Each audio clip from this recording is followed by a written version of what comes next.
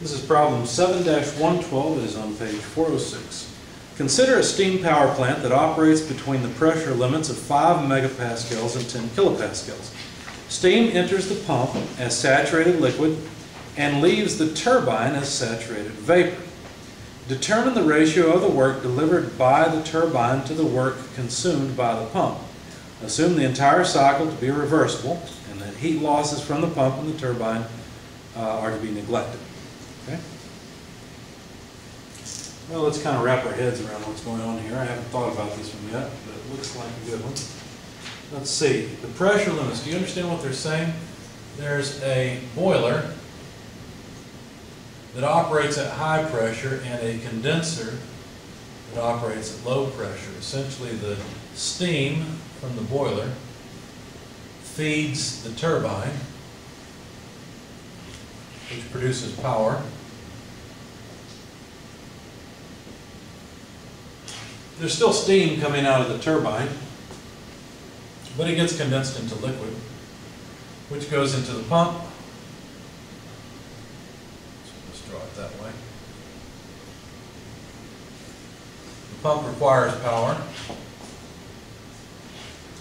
Of course, that's a whole lot less than the power produced by the turbine to come back up to the boiler pressure. So essentially, the boiler and the condenser are just heat exchangers. They're kind of like open pipes. So they don't really drop the pressure that much, at least ideally. The turbine drops the pressure a whole lot more than either the boiler or the condenser. And of course the pump increases the pressure a whole lot more than the boiler or condenser drop. So we can neglect everything except for the pressure rise across the pump and the pressure drop across the turbine. So basically 5 megapascals, this whole upper line here is at 5 megapascals. And the whole lower line is at the 10 kilopascals. It's kind of what your author is trying to say here. Okay? You look at before or after the boiler, you'll find 5 megapascals of pressure, and before or after the condenser, 10 kilopascals. Now, of course, it doesn't matter that the water coming into the boiler is liquid and coming out as steam, or coming into the condenser steam and coming out of the condenser is liquid water. That doesn't really matter. Right? The pressure is still the same. Let's see, there's another piece of information. It says steam enters the pump as saturated liquid. That means the quality is 0.0. Because it's saturated. Does that make sense? I don't know if you guys have ever heard of a steam trap. A steam trap is a simple mechanical device that's used to allow the liquid to flow through and gas to not flow through. So as long as the steam is in the gas phase, well, then it won't exit the steam trap. And that's why you can make this assumption that what comes out of the condenser is a saturated liquid. Nothing else can get out of it, basically. Okay, so let's see. Leaves the turbine as a saturated vapor. So that tells us over here that the quality is 1.0. Now that's a little more difficult to guarantee, but for approximate purposes, that's close enough. We're going to need some state numbers. Let me look up the Rankine cycle state numbers quickly so that later on when we get to analyzing the cycle itself, it will be familiar to you. The Rankine cycle, let's see, yeah. State 1 is coming into the pump. State 2 is going into the boiler. State 3 is the exit of the boiler, entrance of the turbine. And state 4 is the exit of the turbine. So really, this is the quality in state 4. Okay. What else did they give us? Anything else? Determine the ratio of work delivered by the turbine to the work consumed by the pump. And now the entire cycle is supposed to be reversible. And of course no heat loss from the pump or the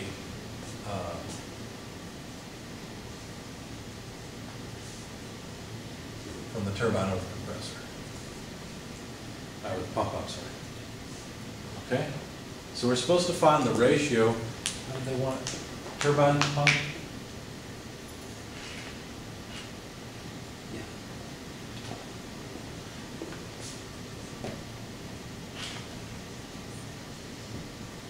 Why would you care about this ratio? You don't want it to be too big, do you? You'd like for it to be as small as possible. Why? Because this is what you call back work. The amount of, no, that's not the back work. Take that back. It's related to it. The point is that you want this number to be as large as possible. You don't want to put any work into the pump if you can help it. Okay? So we'd like to know that ratio. So how could we calculate the ratio?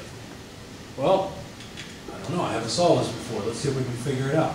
There's a couple different ways that I'm thinking of. For one, the pump work, we could write it this way and get to specific works instead of having the power. And that way we're just looking at properties, because we're not really interested in the mass flow rate through the system. That would cancel anyway. We can just talk about the specific work across the turbine and the specific work across the pump. Now the specific work across the pump I think we can get at. That's what we did just a minute ago, right? So this could be just a V delta P. So the amount of work that goes into the pump, I'm not going to be very careful with the sign convention here. The amount of work that goes into the pump would be the specific volume times the pressure change. Okay, so far I think we can get at the denominator because we can find the specific volume of the liquid coming into the pump. We know the pressure entering and leaving the pump, so that's done. The turbine is, I'm going to have to think about that just a little more, because for that we'll have to have the enthalpy change. It would be the enthalpy at state 3 less the enthalpy in state 4. Do you guys see that? Basically, whatever steam comes into the turbine is going to drop its enthalpy and give off energy to the turbine. And so this is, of course, ideal, because in reality turbines are not 100% efficient, but they said assume all reversible, so that would be a 100% efficient turbine. Now, I admit I'm a little confused, because if they said the entire cycle is reversible, well, heat transfer is not. So I'm not sure if they meant for us to really worry about this part, or if they're just saying assume both these devices are reversible. We'll leave it at that for a minute, that both devices are reversible. In that case, what we would need is the reversible steady flow work through the turbine, and I think for that we'll be able to use one of the steady flow work equations. Now we are talking about a gas going through the turbine, so we should be okay using one. We can't guarantee isothermal, polytropic, or no, we could, isentropic might work. The only problem is I really need the temperature coming into the turbine, and I haven't thought this through to figure out exactly what that temperature would be. Let's see if I miss anything in the problem statement. I think we're pretty close, I'm just not thinking of one item.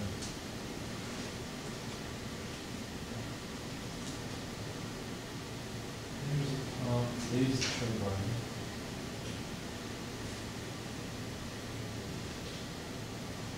No, that's it.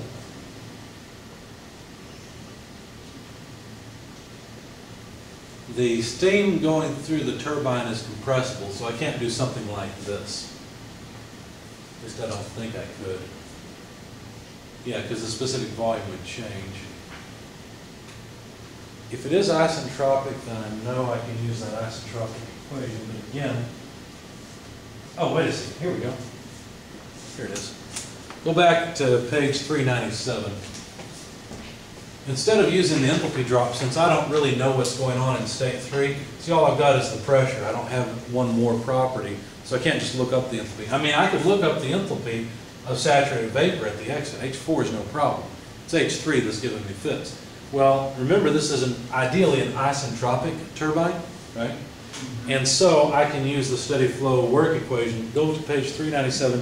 The first equation, there's two pieces, there's basically two equations there. Do you see the second equation and what it says? I'll bring it up for the sake of the camera in case someone's not here. So there's the first form, which involves two temperatures, and then there's the second form, which involves two pressures. So I'm going to use the second form because that'll make it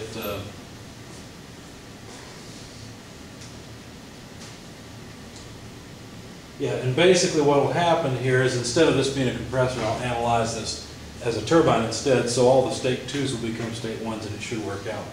So let's see, this would be something like K, and let me put in the state numbers that I would have across this, and we'll make sure it'll all come out right. Our T1, instead of being T1, That's going to have to be T4 because that's the only place I can find the temperature. And then we'll make sure it all comes out right. K minus 1 multiplied by, now instead of P2 and P1, those would be the pressures around it, but I've got to match what I've already done. So let's see, this would be, looks like P3 over P4 to the power of K minus 1 over K, and then subtract off 1. Okay, does that make sense? Now notice they've told us the steady flow work for a compressor. Now for a compressor, is the pressure at the exit higher or lower? Higher, unless you've got a junk compressor, right? So the exiting pressure, P2, in the case of a compressor, is higher. So that would allow you to calculate, let's see, since P2 is greater than P1, then the amount of work going in would be positive.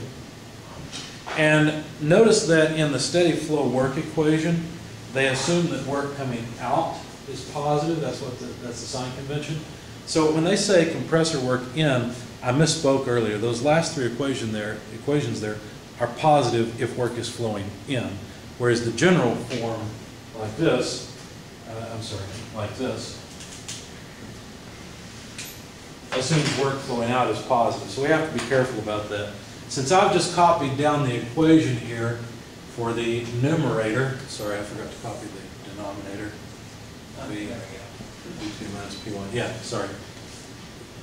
Since I've grabbed this equation for a compressor, I think I'm going to have to add a negative sign to it because that way I'll get work flowing out of the turbine instead of work flowing in. Right? Because the pressure in state 3, no, maybe not. Maybe not. We'll see. Let's plug in numbers and see what we get.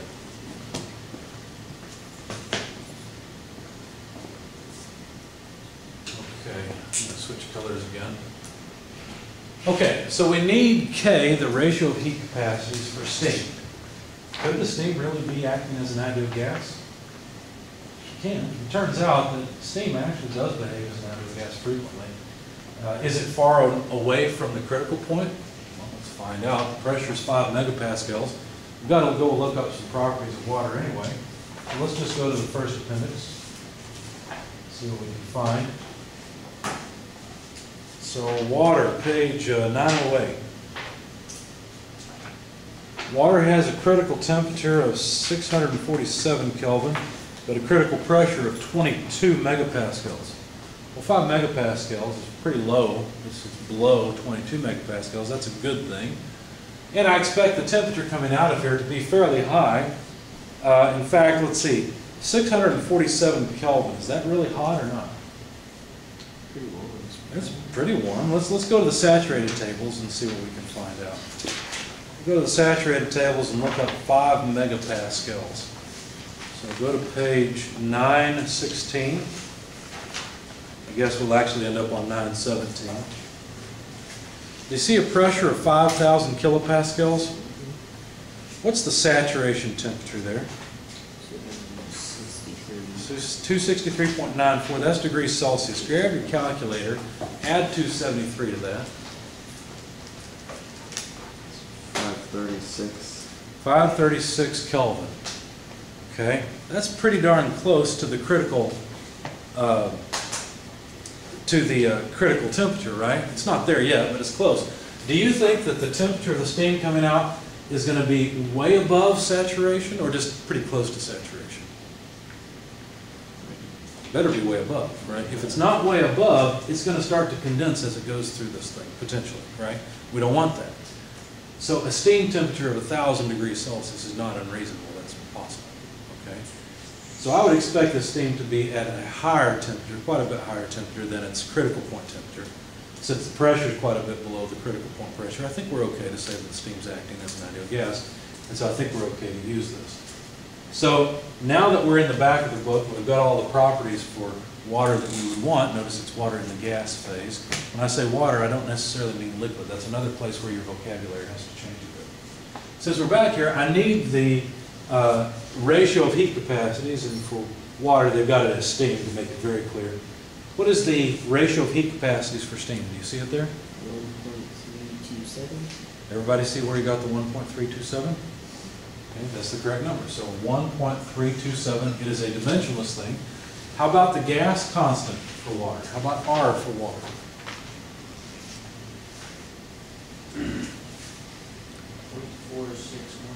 That's correct. Page 908, 0.4615. It's next to last. Okay, it's the next to last substance. So 0.4615. Somebody else, what are the units of that number? Number's no good without units. Kilojoules per kilogram times Kelvin. Kilojoules per kilogram per Kelvin. Good. Yeah. Okay. Now, I said that T4 should be the temperature I have to use. What is the temperature at the exit? Well, we have to go to the saturated tables and look up 10 kilopascals. Why does the book use per Kelvin but has a multiplication sign? It's the same thing. Because a kilojoule per kilogram per Kelvin is the same thing. If you write it this way, Shouldn't it be in kilojoule parentheses? per kilogram per Kelvin. If you do this first, watch this. Let's write it another way. Kilojoule per kilogram, all divided by a Kelvin over 1. Well, then you invert and multiply. That way that goes away, and you've got the same thing again. You see? That's why I say it as a kilojoule per kilogram per Kelvin. Yeah, I agree with what you said. They use kilojoule divided by a kilogram multiplied by a Kelvin. And they don't use parentheses. They mean this. That's what they mean. Okay, so the 10 kilopascals, what's the temperature of the steam coming out? It's whatever the saturation temperature is, right? So let's look up 10 kilopascals. What's the temperature there? 45.81. 45.81. So the temperature in state 4 is 45.81. Oops, that's degrees Celsius. We're going to need Kelvin because we've invoked the ideal gas law here. You can see it because there's the ideal gas constant. There's the gas constant, I should say. That doesn't necessarily mean we've used it, but I'll tell you we have. So the temperature coming out, add 273 to that if you would. 318. Did you round off the 0.81, rounded it up? That's fine. 318.81. Oh, 318.81? Yes. How about 319 then? So 319 Kelvin, we've taken care of that. Let's get rid of this. We have to divide by K minus 1, 1.327 less 1. Okay. I'm running out of space for the video, so I'll say this, and unfortunately it's going to be off the screen. P3 over P4, that's going to be 5 megapascals over 10 kilopascals. So that's like 5,000 over 10, which is 500. Does everyone see that? So 500 is this ratio right here. It needs to be to the K minus 1, it needs to be raised to the K minus 1, which is 0.327 over K, 1.327. This is an exponent. I'm sorry, I know it looks messy. We have to subtract 1. And that's our whole numerator filled in. Okay. So 500 to the power of 0.327 over 0.1 or over 1.327. I better type this into my calculator.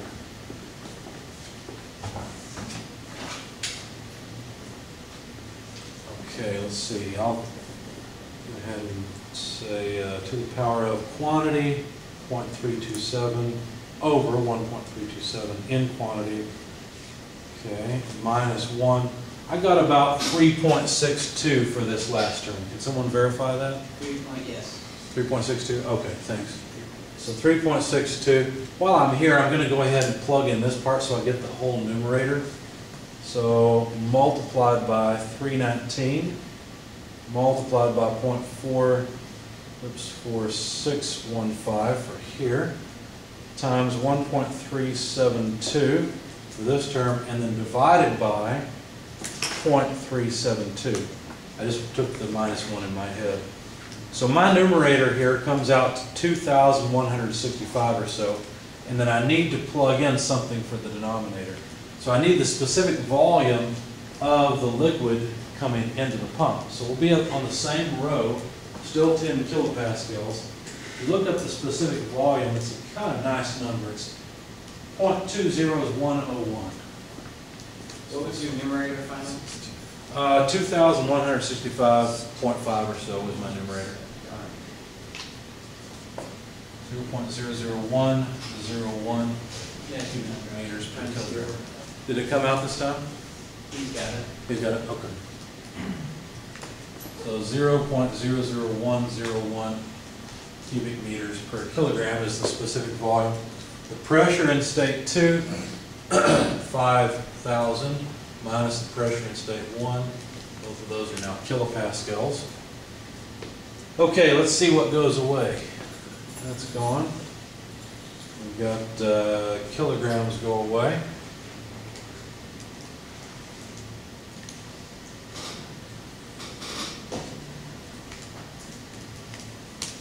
Something's wrong. The kilojoules are also disappearing. I should get kilojoules per kilogram. No, I shouldn't. It should all go away. I've got specific work over specific work, so the kilojoules over kilograms cancels kilojoules over kilogram. Okay. This is just a dimensionless ratio. Okay. So now let me divide out this denominator. So divided by 0.00101 and divided by 5,000 less 10 is 4,990. Do it? Yeah. Okay, I've got a work ratio of 429.7 or so. Okay. What does that tell me? Is it anything interesting?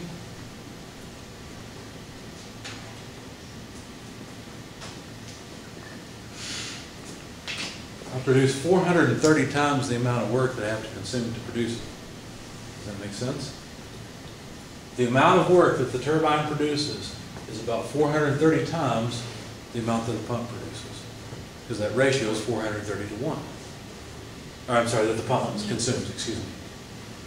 So that's what it says. So everything with the pump isn't, well, it's not quite negligible, but it's very low. Right, it's very small. So, you know, let's say that you've got a power plant that's producing, I don't know, what were they producing over at the Cane Run Road plant?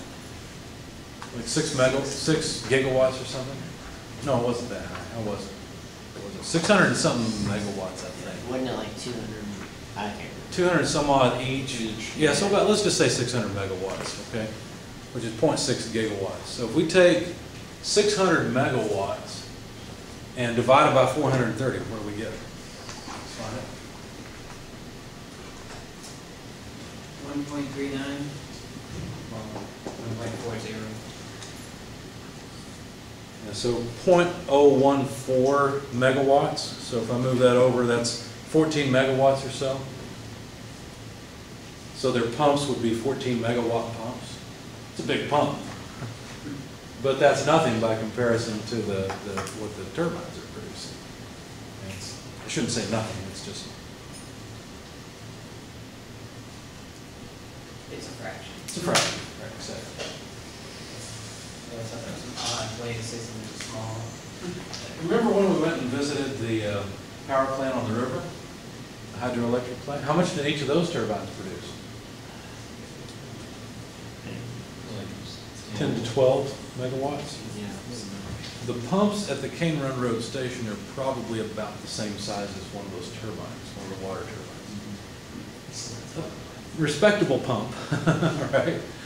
Okay, but it's still, it gives you a sense for how much more power, I mean, how much more power the turbines are producing versus what the pumps are consuming. I mean, this is absolutely huge. And that's not even a big power plant. A good-sized power plant's a couple of gigawatts. Chemical change versus a physical. Exactly, right. I mean, you know, do you want to store power, do you want to store energy in raising a weight? That's what the river is, right? It's a weight that will let fall. Well, even with a huge weight, in other words, a lot of mass going through per time, it's still not that much energy. And so it's not necessarily all that great of a way to store energy. If we could store energy chemically instead, that'd be even better. Anyway.